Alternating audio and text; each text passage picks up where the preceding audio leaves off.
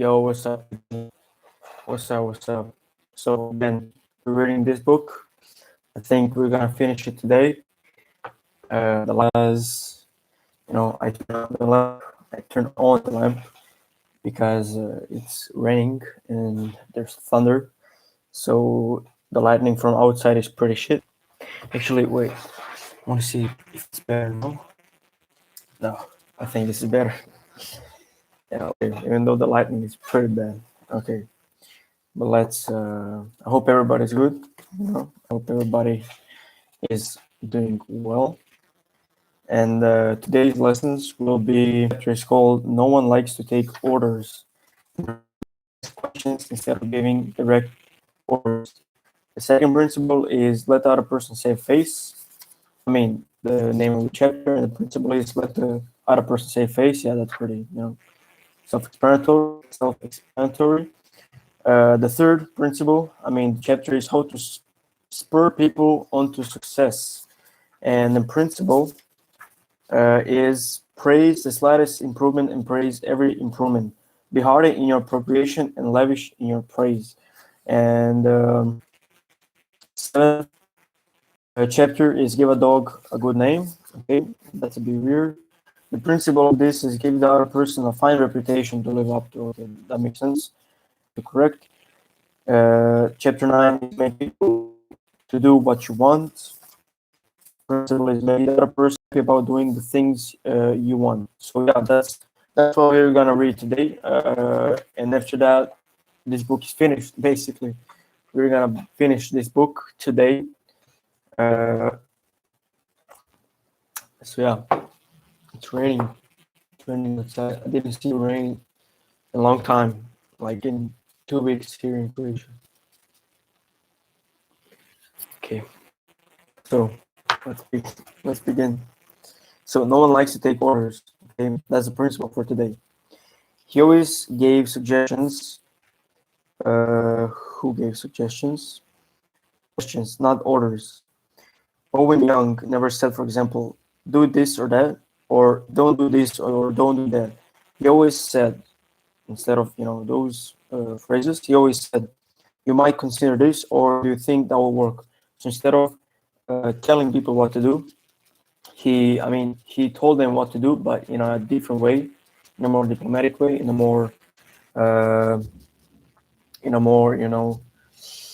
how do you say it, in a more correct way, maybe to like not to hit the person's ego or self-confidence. So instead of trying to control somebody and telling him do this or that, one of you phrases like you might consider doing this, or asking questions like, do you think that will work? Like, do you think mowing the lawn would be, like would look good or some shit like that? I don't know. He always gave people the opportunity to do things themselves. He never told his assistants to do until their employee that like they have to do it. They're gonna do it. But if you're also in a family, it like if you order people around, it will actually come to resentment. People will but people will start to resent you in a way, and people will start to not. It's not that they won't respect you, but it's more like they won't like to be around you. They'll try to avoid you. So a technique like that makes it easy for a person to correct errors. A technique like that saves a person's pride and gives him or her a feeling of importance. So I'm going to read this again. So rather ask questions and give suggestions because it saves a person's pride and gives them a feeling of importance because then they feel like they came to the conclusion themselves. It encourages cooperation instead of rebellion. Resentment resentment caused by a brush order. Okay, so resentment caused by a brush or okay, my bad. Resentment caused by a brush order may last a long time, even if the order was given to correct an obvious bad situation. So that means that resentment caused by a direct order, like you did this bad or you have to do this or whatever, it will stir up resentment and it will last a long time. It will take a long time to remove that employer or the head of the family or whatever, and they did give direct orders, it's never too late to change the way of your thinking. And I'm not here to change you. I'm just here to spread the message. So maybe you think about what I'm talking about, and maybe maybe it helps, maybe not. So asking questions not only makes an order, it often stimulates the creativity of the person whom you ask. People are more likely to accept an order if they have had a part in the decision that caused the order to be issued. I hope that makes sense. So, I mean, like the easiest way to remember what I'm talking about here is, instead of giving a direct order like a tyrant, like a king or somebody, instead give orders through suggestions and through questions. Instead of pushing people to accelerate their work and rush the order through, he called everybody together. So the boss explained the situation to them and told them how much it would mean to them, how much it would mean to the company and to them if they would make it possible to produce the order on time. So instead of telling them you have to do this like until tomorrow, he told them it's gonna be better for the company. It's gonna be better for you because you're gonna probably have higher raises maybe soon or whatever. So it would be better for everybody if the order would be made as possible as as soon as possible. Then he started asking questions. Is there anything we can do to handle this order? So the order in the so the boss has to make some orders. So that's the story behind this. Can anyone think of different ways to proceed it through the shop that will make it possible to take the order? Is there any way to adjust our hours or personnel assignments that will help? The employees came up with many ideas and insisted that he take the order because he didn't take the order because he didn't know if they would be able to make it on time or not. So they said that he should take the order because they will do it on time. They approached it with we can do it attitude, and the order was accepted, produced, and delivered on time. An effective leader will use this principle and is to ask questions instead of giving direct orders. Okay, so I hope everybody's fine again. Watching this live stream, I hope everybody's doing good. The second chapter, the fifth chapter of this whole thing is let the other person save face. Letting one save face. How important, how vital, important that is. We ride throughout over the feelings of others, getting our own way, finding faults, issuing threats, considering the hurt to the other person's pride. Whereas a few minutes thought, a considered word or two, a genuine understanding of the other person's attitude will go so far towards elevating the sting. So instead of criticizing somebody or instead of condemning them or punishing them, why not let them save face? Let's remember this the next time we are facing with the distasteful necessity of discharging or reprimanding an employee.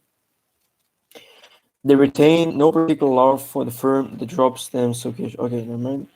The people go away feeling they don't feel let down. They know if we had work for them, we keep them on. Okay, so this is about how like there's seasonal jobs, and instead of just firing somebody, like why not, for example, call them to their office and this one employee who has then we sent you to Paris, you had a tough assignment. You're on the spot, but you came through with flying colors. Okay, blah blah. So he invited him to his office and he told him what he appreciated, what he had done, and he said, your work, not standards, but your work, your hustle, whatever I think everybody knows what I'm talking about. So the effect that made on people go away feeling a lot better about being fired. They don't feel let down. They know if they had work for them, we'd keep them on. And when we need them again, they come to us with a keen personal affection. So my lack of experience and my lack of ability was the reason for the failure. Even if we are right and the other person is definitely wrong, we only destroy ego by causing somebody to lose face. The legendary French pioneer, okay, Saint-Exupéry wrote, I have no right to say or to do anything that diminishes a man in his own eyes.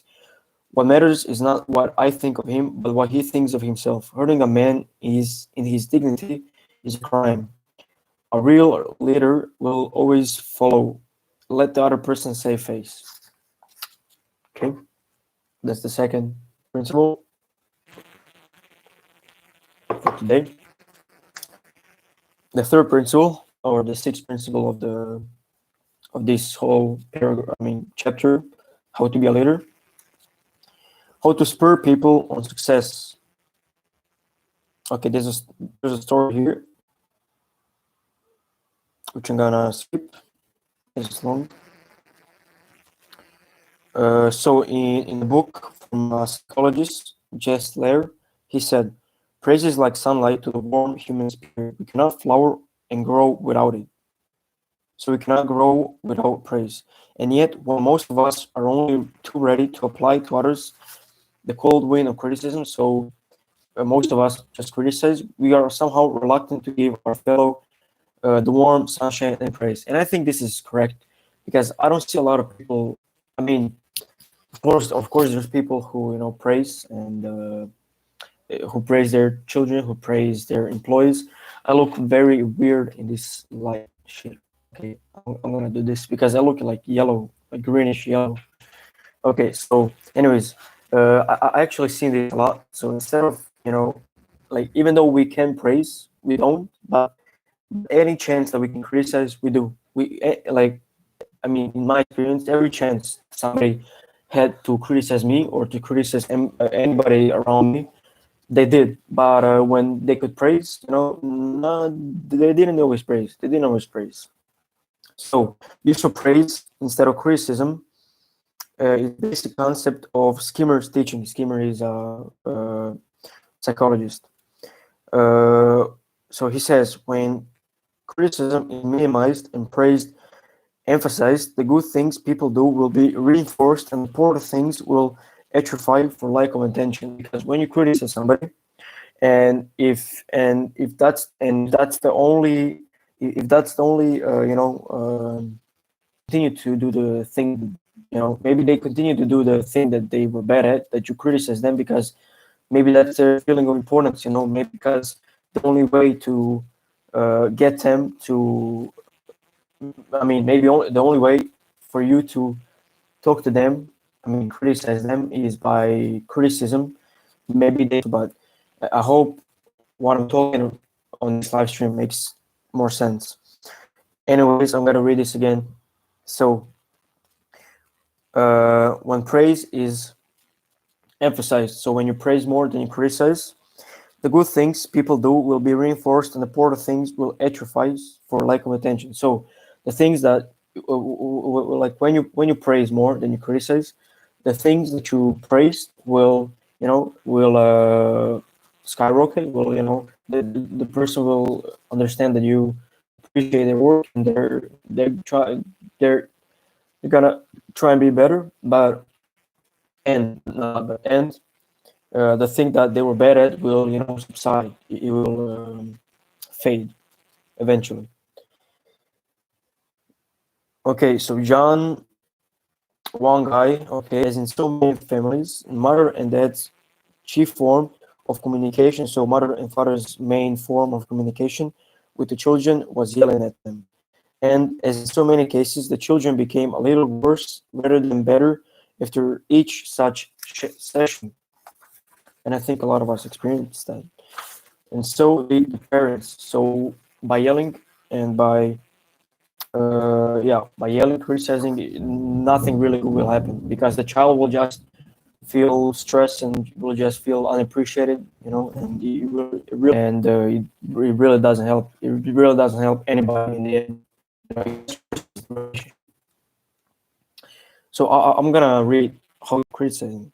It wasn't easy when all we could think of was negative things they were doing. It was really tough to find things to praise.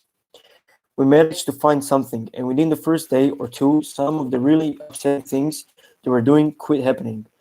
Then some of the other things, then some of the other their faults began to disappear. They began capitalizing on the praise we were giving them. They even began going out of their own way to do things right. Neither of us could believe it. Of course, it didn't last forever, but the norm reached after things leveled off. Uh, but the norm reached after things leveled off was so much better. It was no longer necessary to reach to the way we used to. So it was no longer necessary to criticize and condemn. Far more right things than wrong ones. All of this was a result. My connection is really shit. I have to use a cable. I'm gonna connect my laptop directly to the router, so the connection should be much better.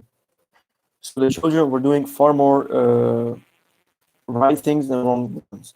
All this was a result of praising the slightest improvement in the children rather than condemning everything they did wrong. So praise instead of criticize. But nobody wants insincerity. Nobody wants flattery. Oh shit, my eyes. The principle taught in this book will work only when they come from the heart. I'm not advocating, so the author is not advocating a bag of tricks. I'm talking about a new way of life. So that this book is talking about, uh, there aren't tricks. They aren't like manipulating tricks. They're more like things that you could use in your new way of life if you accept these things. Talk about changing people. If you and I will inspire the other person with whom we come in contact to a realization of the hidden treasure they possess, we can do far more than change people. We can literally transform them. William James says, compared with what we ought to be, we're only half awake. We are making use of only a small part of our physical and mental resources. Stating the thing broadly, the human individual thus lives far within his limits. He possesses power of various sorts, which he habitually fails to use. So, in short, people are not using their full potential, and I mean, of course, not of course, but I'm also one of them. I could be working far more. I could be making video, everyday videos. I could be reading all day. I could be, not spending time idly, just scrolling through Instagram, but not for some reason. Mm, because we live in our own limits that we create for ourselves. Yes, you who are reading this, so you who are listening to this, possess powers of various sorts which you habitually fail to use. And one of these powers you're probably not using is the fullest extent is to so one of these powers you're probably not using to the fullest extent is your magic ability to praise people, inspire them with a realization of their latent possibilities. Abilities wither under criticism. They blossom under encouragement. So praise the slightest improvement and praise every improvement. Be hard. Let's go to the next chapter. Give a dog a good name. The average person, says the president of some company, the average person can be led readily if you have his or her respect and if you show them that you respect the other person and their ability. In short, if you want to improve a person in a certain respect, act as though that particular trait were already one of his or her outstanding characteristics. And Shakespeare said this: assume a virtue if you have it not. So,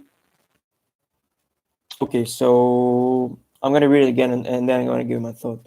It might be well to assume and state openly that they will make prodigious efforts rather than see you disillusionized. So basically, if you want somebody to strive, why not give them a name? Why not, say, I don't know, let's say that I own a restaurant and I have a dishwasher and I want him to be the best dishwasher out there. So I give him I don't know, so I give him the name of, actually, that may be humiliating. I'm going to use a different example with a chef. So maybe I want the best chef in my town, for example, in Zagreb. So I call him by a nickname. I give him a reputation to live up to. I call him, for example, I call him the best pizza man in Zagreb. For example, I live in Zagreb, so I call him I give him a reputation in Zagreb, and then he will feel like he needs to live up to that reputation. So he will work harder, he will learn better, and he will strive to live up to your expectations. There's an old saying: give a dog a bad name and you may as well hang him, but give him a good name and see what happens. So give the other person a fine reputation to live up to. That's the principle of this chapter. The other chapter is make the fault seem easy to correct. So the first teacher had this story. Okay, so this is about a story about teachers and students. So one of the teachers had discouraged somebody by emphasizing their mistakes. But the new teacher, the second teacher, did the opposite. She kept praising the things the student did right and minimized the efforts. And so the author says, I know I am a better dancer than I would have been if she hadn't told me I had a natural sense of rhythm.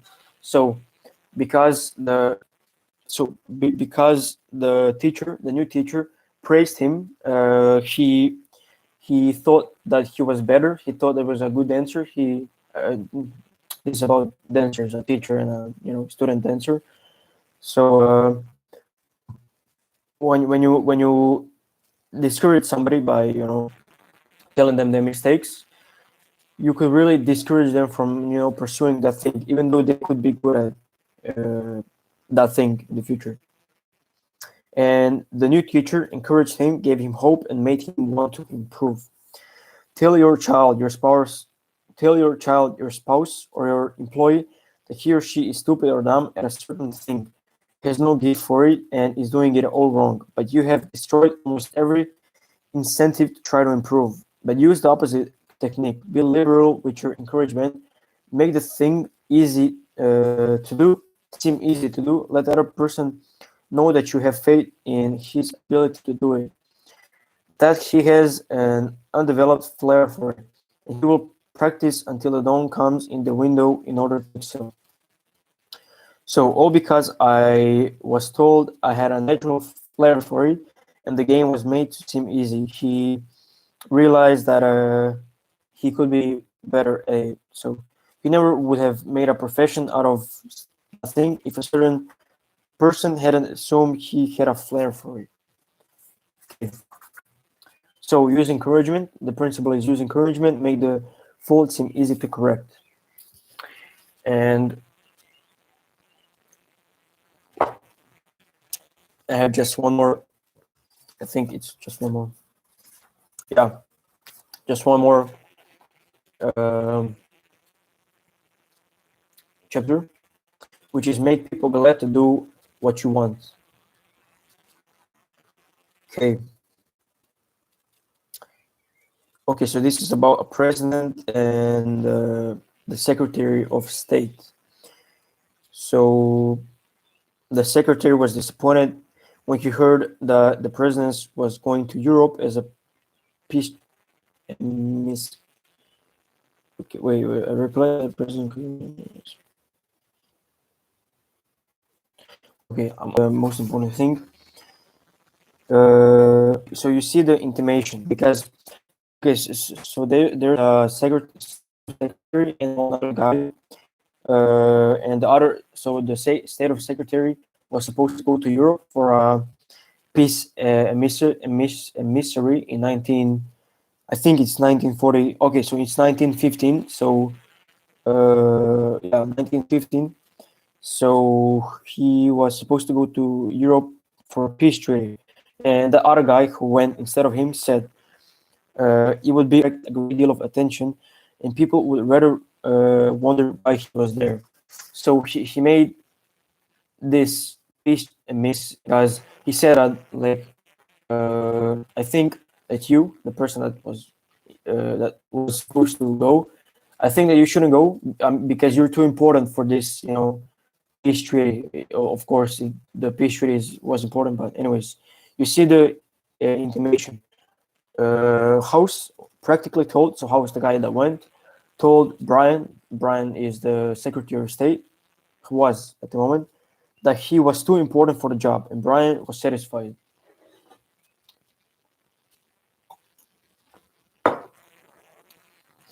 Always make the other person happy about doing the things you suggest.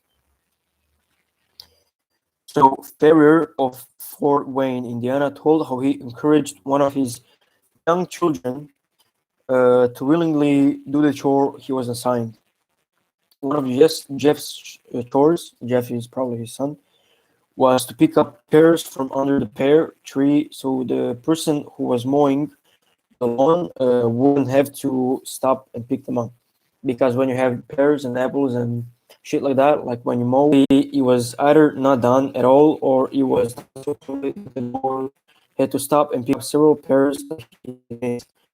Rather than have an idea, I said to him, Jeff, I'll make a deal with you. For every bushel basket, so for every basket full of pears you pick up, I'll pay you $1. But after you're finished, for every pear I found left in the yard, I'll take away $1.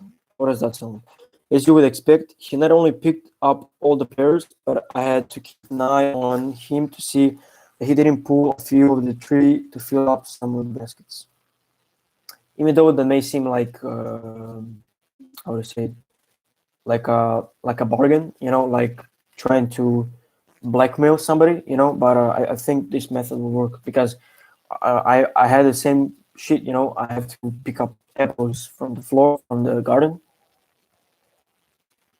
I mean I do the job, but I never feel like I want to do it. Mr. Schmidt called her into his office and told her he was appointed.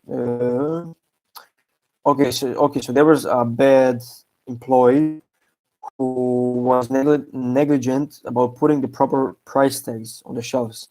So the boss called the employee to the office and told the employee that he was appointing the employee supervisor or price tag posting.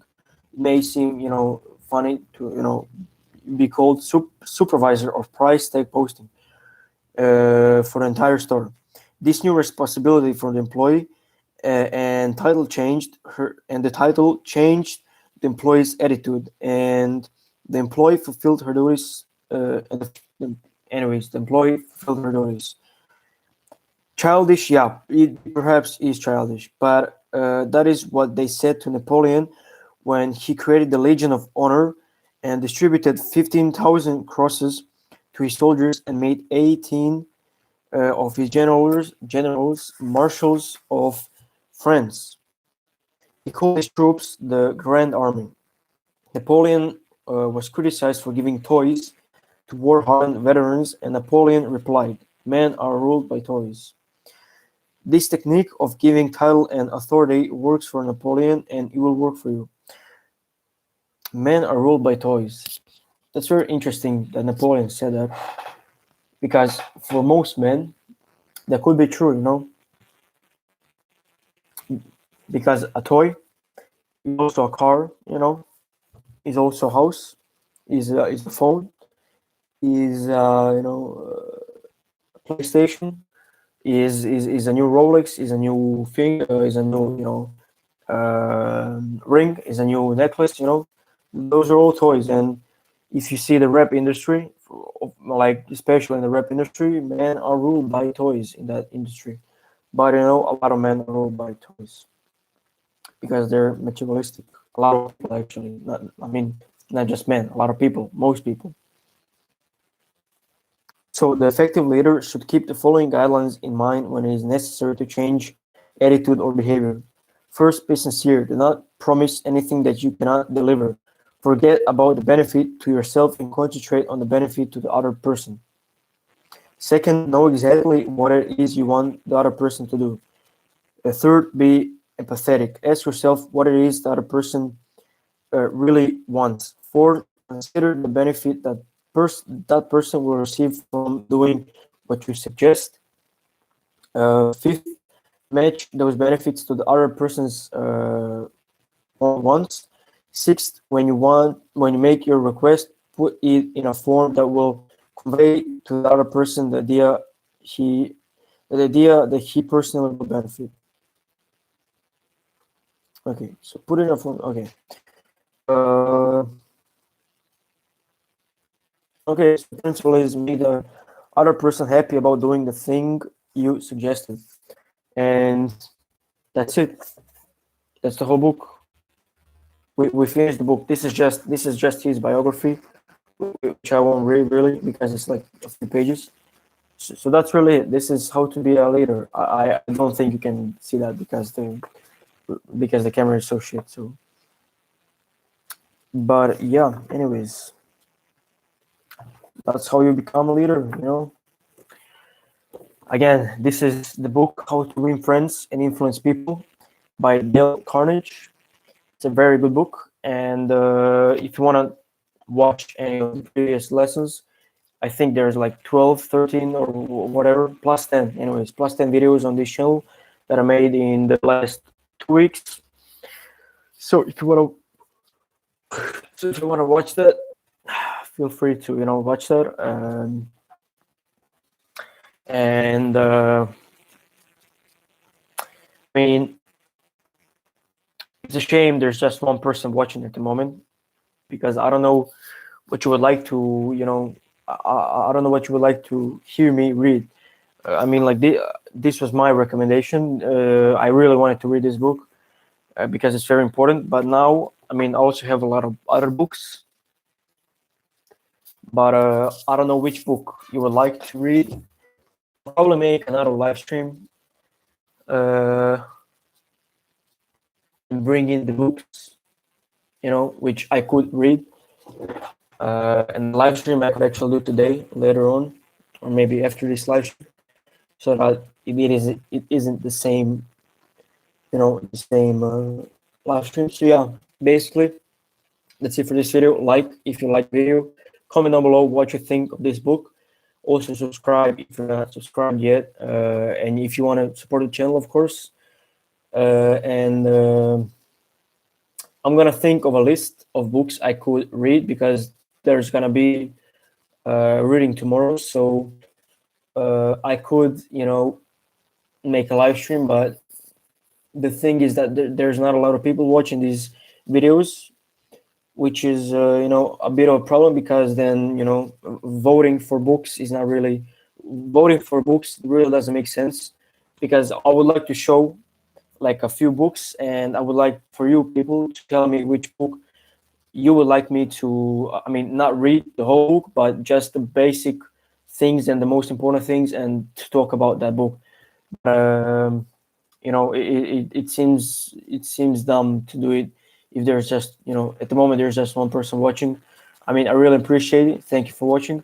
But it really doesn't make sense to have a pool, to which book I should read.